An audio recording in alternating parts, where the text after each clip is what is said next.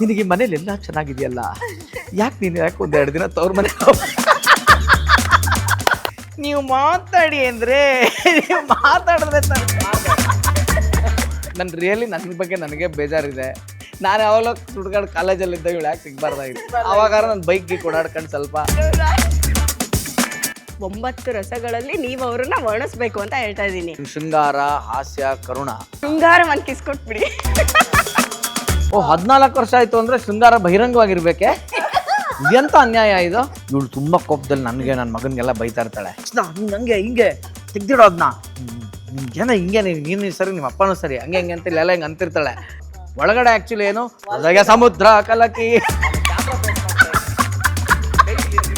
ದಿನ ರಾತ್ರಿ ಮನೆಗೆ ಬರುವೆನು ನಾ ಕೊನೆಯವರೆಗೂ.